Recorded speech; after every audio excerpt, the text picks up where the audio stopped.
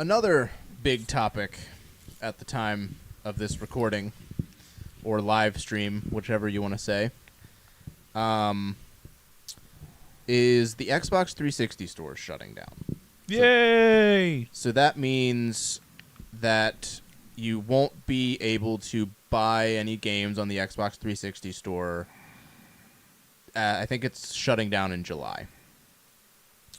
With marketplaces shutting down, like the Wii U shop, the 3DS shop, the Xbox 360 shop, any shop that's closed down, does it really affect the prices in the long term? When you look at, the Wii shop closed how long ago? Like the original Wii. There's not many super expensive Wii games. There's not really many good Wii games to even have that. There are a handful for sure. But in the terms of like the Wii U, when that store was shutting down and when it first closed, people were going nuts, just buying up all the Wii U stuff that they could buy. The games were through the roof. Stupid games were like stupid prices. It was insane.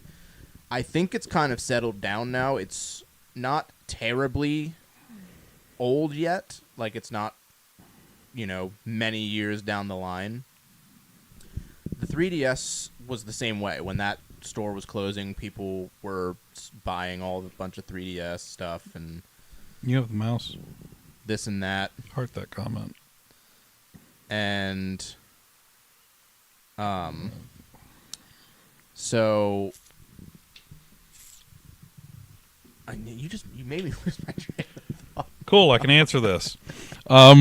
So, yes. Because when you close an online shop, you are directly impacting the supply of a game. You are, taking it from... Because online shops, that's the glory of the online shop. A throated one. Okay.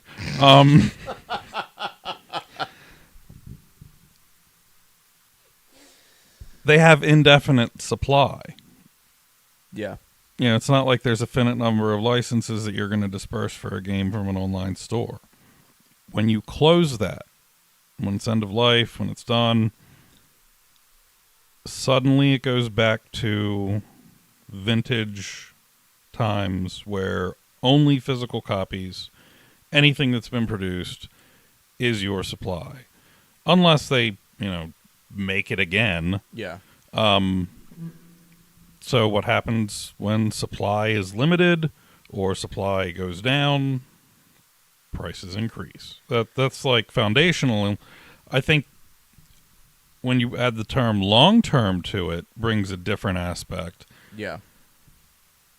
What are we talking about long-term? 10 years, 20 years, 100 years? In 100 years, these things are going to be literally Frisbees. Well, I would say probably about 10 years. Like, give it some time, but obviously not a crazy amount of time, because that it has to have staying power first, and it has to have demand. Right. Demand needs to drive to have these prices stay where they're at. So, like, I'm just gonna grab the first thing that comes to mind. So, this game here, The Last Remnant. It's already a Frisbee. I believe that this game it was an Xbox 360 exclusive, I think. It's a Frisbee.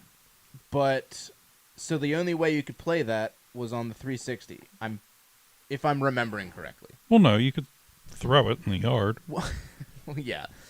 So that game, I don't think it was very popular. I don't think it sold well. I don't think many people go to the 360 and they're like, The Last Remnant. It for sure has its following. Definitely. Every game has their following. There's some select people that like that game. Now, with the Xbox 360 store closing, the only way to grab that game is to knock your hand on the mic stand. Is to pick it up physically. Right. Will now, there's going to be some sort of inflation on those types of games, the ones that you could only play on the 360, and the very niche, limited games that came out for the 360.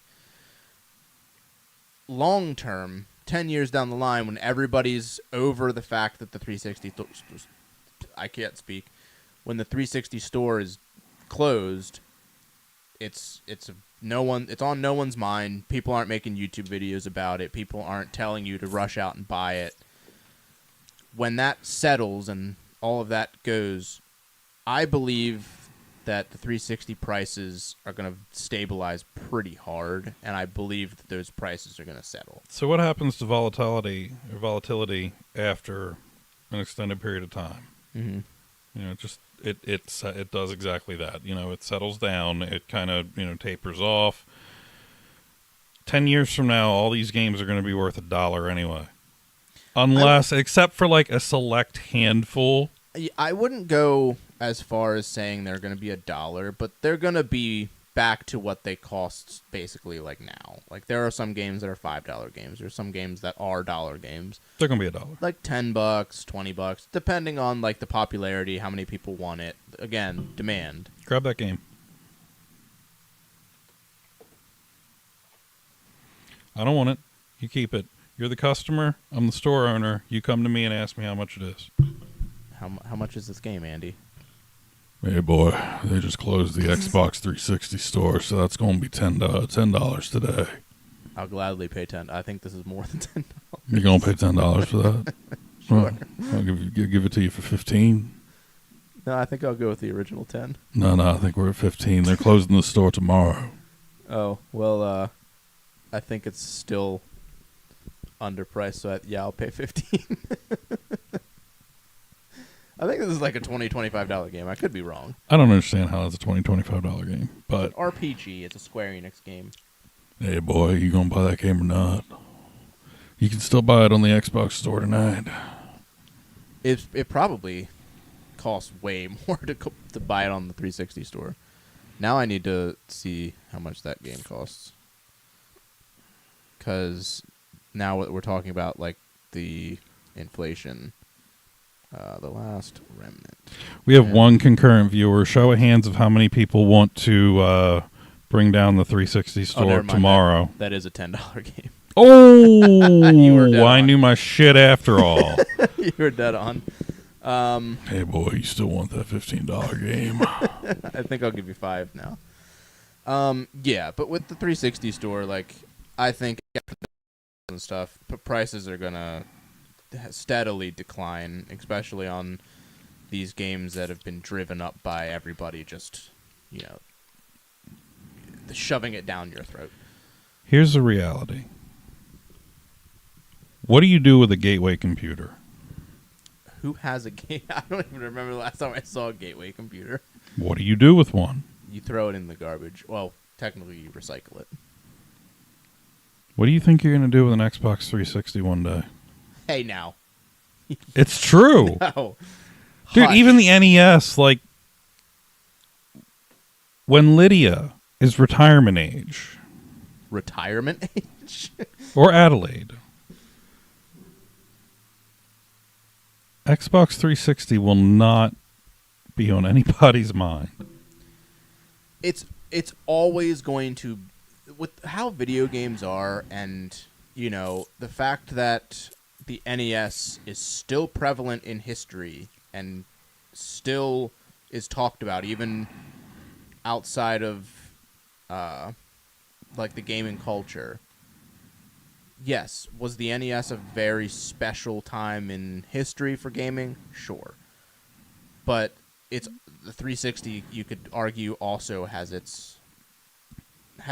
probably a bigger impact than the NES did. By the time, we are at that age. What do you mean we? Well, when we... You and me are going to be dirt at that point. Yeah, but I'm talking like however old because the NES, came out in 85? The NES ain't going to be a thing by the time you and I are retirement age. I think in the gaming aspect, Maybe all like very, these- very few. I'd argue that. Model T. How many people have those? Who can afford to have those? The same thing's going to happen. You think that eventually, when we're 90 years old, if we make it that far, The NES consoles that are left are going to be like $1,000 or $2,000 or something ridiculous. There's not going to be many of them because the ones that did get to hang around are going to get destroyed. that's an interesting thing to think about. Is what that will be in another 50 years, or what what certain consoles are going to be like in 50 years, 60 years, 100 years. How much is a printing press from 1734 worth? I'm not in the printing press collecting game. I don't even know if they were invented then. But my point is, like, the older it gets, the less you have around, and the more valuable it becomes because of its rarity, not because of its desirability. Well, the thing about games now is games are no longer just games. They are now considered collectibles. They are. But if you want to believe it or not, look how many people buy and resell games on Facebook Marketplace nowadays. It's absurd. Look at how many reselling channels there are on YouTube. It's wild. Yeah, but that's still representative of a niche. Yes, Like- it's collecting baseball cards, Pokemon cards, Magic cards, Yu-Gi-Oh cards. They're all a niche. They're all collectibles. Right, but if you take baseball cards and compare that to, say, Pokemon card collectors, I'm willing to bet you it's probably even now.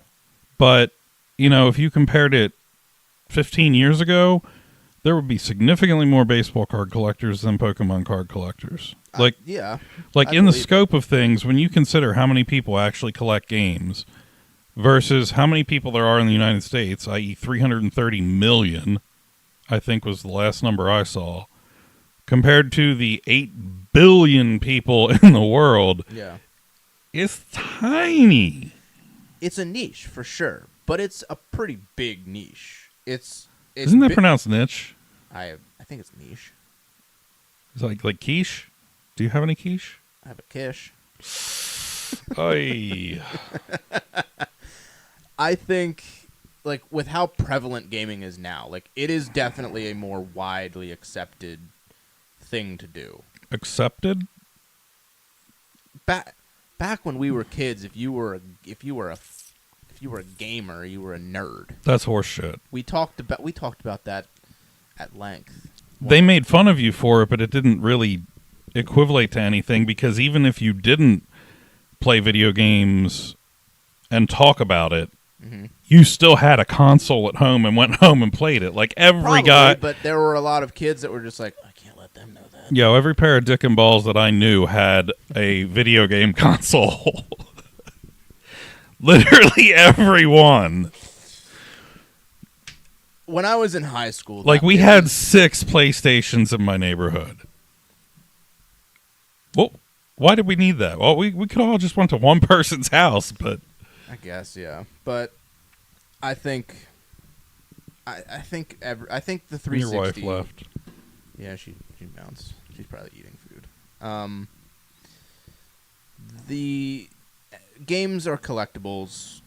They're always going to be in the market at some point to some capacity, whether it's Xbox 360, whether it's Nintendo. It's just where will the prices of some of these things go down the line, now that these marketplaces are closed, and along with like the Wii and the Wii U and the 3DS, that's getting rid of ways to play these classic games. But then you also go to current gen with the Switch, they bring those back. Hopefully with, Xbox One and their backwards compatibility, they can bring some of those games that are literally the only way that you can play them are through the Xbox 360 digital marketplace. They need to make an effort to bring at least those games over to the Xbox One marketplace, so that way that they can live on and people can play them and they don't just get lost to a marketplace getting shut down. Do you have to be on 360 to access that store? Yes. Is there a way to spoof it so you can do it from a PC? don't know. And to that point, if you can, you just figured out how to burn a game that doesn't have a physical copy. I mean, that's been a thing for forever, since the original PlayStation. That's copyright infringement. Don't do it. Dreamcast was known for that. They basically handed it to you on a platter. It was like, here, we don't like security. People don't understand how to do that yet.